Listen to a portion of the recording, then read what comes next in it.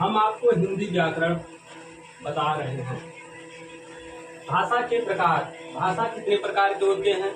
तो भाषा 3 प्रकार के होते हैं। भाषा 3 प्रकार के होते हैं। एक लिखित भाषा होता है जिसे वर्ण कहते हैं, एक मौखिक भाषा होता है जिसे ध्वनि कहते हैं, एक सांकेतिक भाषा होता है जिसे इशारा कहते हैं। लिखित भाषा हम जब अपने बातों को किसी के समक्ष लिखकर व्यक्त करते हैं, लिखकर प्रकट करते हैं वर्णों के द्वारा, तो उसे हम लिखित भाषा कहते हैं।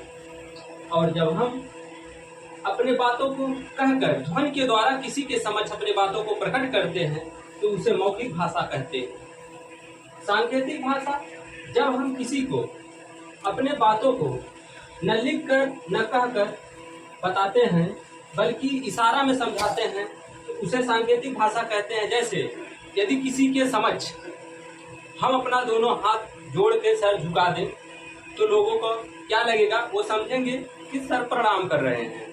लेकिन अगर किसी के सामने एक हाथ ऐसे उठा लिया जाए तो भी समझेंगे कि हमसे नमस्कार कर रहे हैं। अगर उसी हाथ को ऐसे उठा करके ऐसे कर दिया जाए सामने तो व्यक्ति क्या समझेगा? तो झगड़ा कर लेगा, वो समझ जाएगा कि मारने की बात कर रहे हैं। वो है सांकेतिक भाषा। राजभाषा सरकारी कामकाज में प्रयोग होने वाली भाषा को हम राजभाषा कहते हैं।